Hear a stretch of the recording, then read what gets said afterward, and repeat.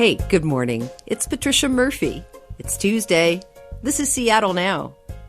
Mayor Harrell has a renewed vision and commitment to address homelessness in downtown Seattle.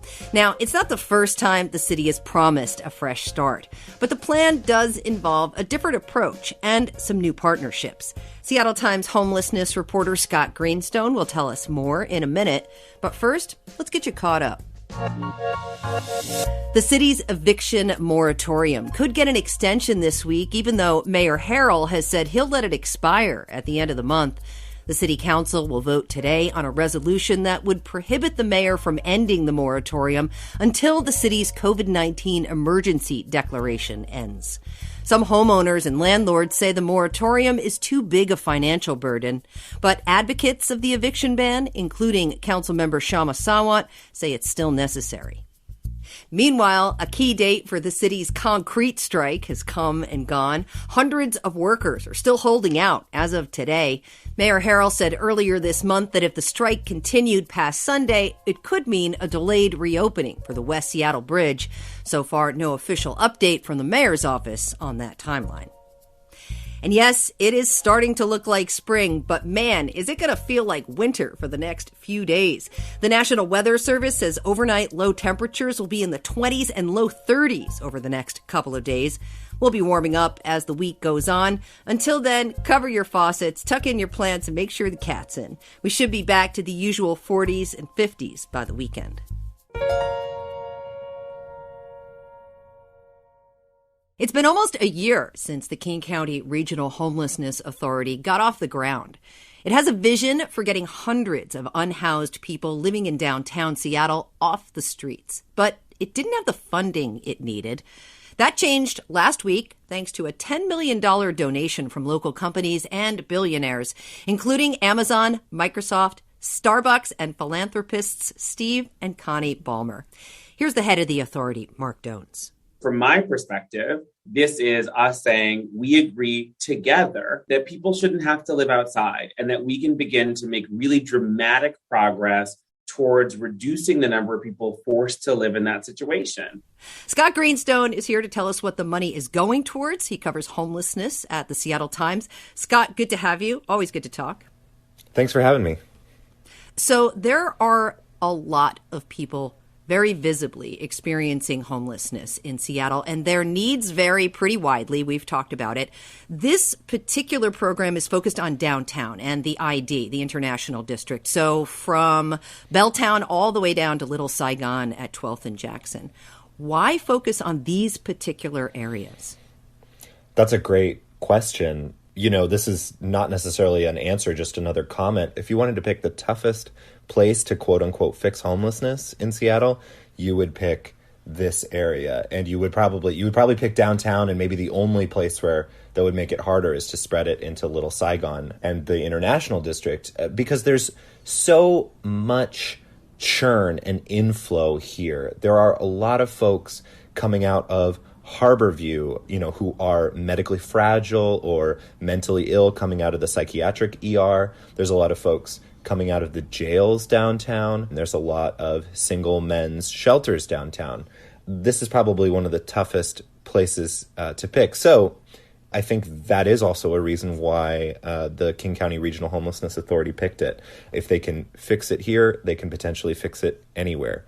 The other thing I think is that there's a political move here. Businesses have been clamoring for fixing homelessness in downtown as their employees return to work downtown, even as city and county employees return to work as the pandemic sort of, I wanted to say winds down, but I don't really even know what the word is anymore.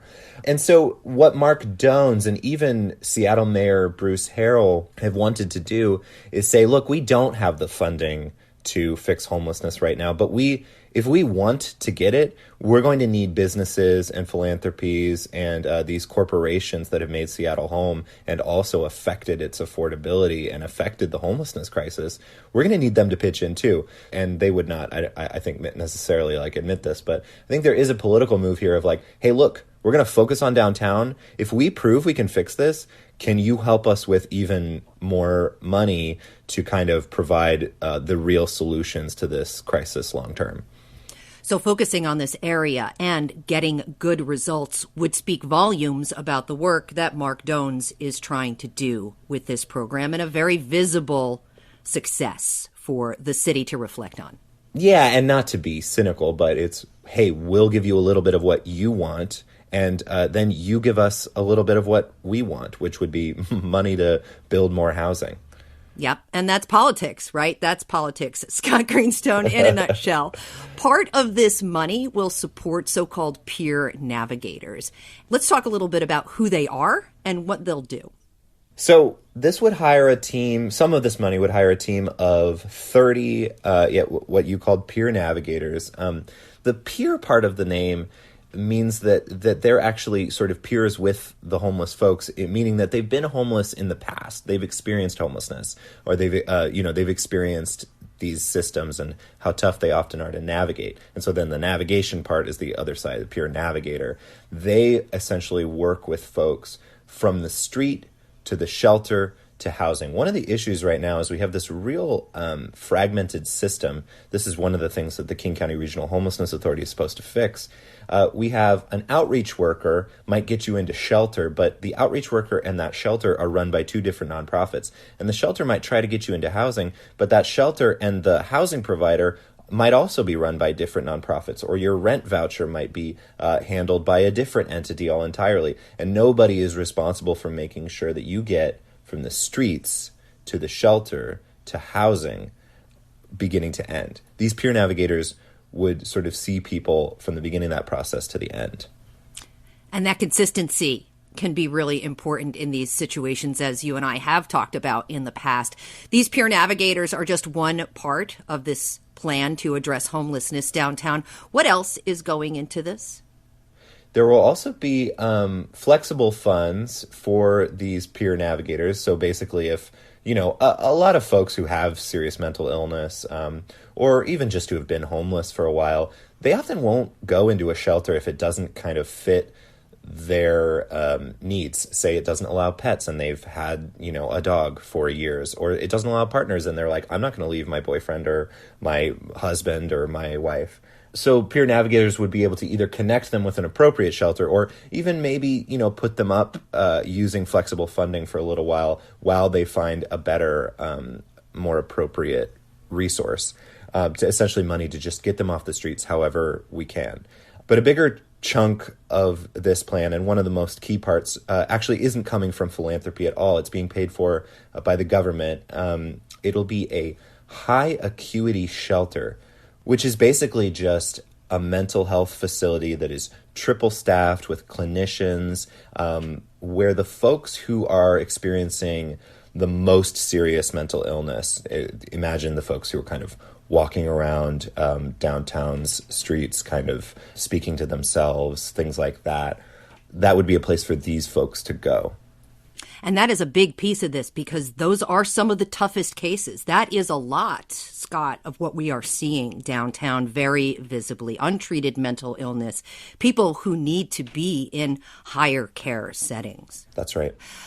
Let's talk a little bit about this donation. It's $10 million, which really is not a ton of money in the grand scheme of things. The city plans to spend more than $150 million on homelessness and programs this year. Why does this donation even matter? It's really so small when you consider the companies and the philanthropists who are donating the money. That's right. That's a great point. We're talking billionaires throwing, Starbucks threw $150,000 into this. But I think what the hope is, and what city and county leaders, especially ones who care a lot about homelessness, are hoping, is that this is a little bit of a bellwether. It's a little bit of a first step for these companies, because a lot of these companies or billionaires, especially Stephen Connie Ballmer, they've given to issues like this before, and actually I should say also Starbucks and Amazon, but usually they give to like family shelters. Starbucks had a No Child Sleeps Outside campaign, I think still runs it every year. But they've never touched the kind of tough, sort of most complicated homelessness that is what we think of when we talk about homelessness. Unfortunately, even though chronically homeless single adults don't make up the majority of the homeless population, when we talk about homelessness as a very complicated issue, we're usually talking about them, right? Because they have the most sort of serious, complicated problems, often mental illness, substance use, on top of often a medical issue that's very hard to treat. And these philanthropies and these billionaires have rarely ever given toward the effort of helping those folks. That's a fascinating point, Scott, that this money now, this change in landscape really is going towards stuff that may push the boundaries of what people might be comfortable with ultimately going forward. Given everything we have been talking about, we have heard so many plans, and on paper they look very solid, But as you said, this problem feels intractable, and people still are not getting the help that they need ultimately. Realistically, how should people think about this effort? I would encourage them to give the government just a little bit of time. COVID really messed up their plans. They were setting up this regional homelessness authority, and the point of this authority was, hey, we need to try and get the whole region involved in this problem, because we do have a lot of homeless folks in Seattle who last had housing in South King County, and their rent went up or they got evicted for whatever reason, and they came to Seattle because there were no shelters or very few shelters in South King County. I would say that this regional authority really just got off the ground. I mean, they only took over all the city and county contracts for homelessness nonprofits last month. So they're really at the beginning of this. And I would say, a problem that has been building for decades like this, a problem that we saw the beginnings of back when President Kennedy started defunding psychiatric hospitals, back when President Reagan started slashing funding to public housing, back in the 90s when President Clinton said okay to welfare reform, right? Like, these are issues that have been developing for so long. You can't simply fix them, in a couple years even, I think. And so it's going to take a little while, and I think folks are going to have to be maybe a little patient. Scott Greenstone, really looking forward to following up with you, checking in on progress around this. Really appreciate your reporting. Thank you. Scott Greenstone is Seattle Times homelessness reporter. Thanks for listening. Clare McGrane produced today's show. Matt Jorgensen does our theme music. I'm Patricia Murphy. See you tomorrow.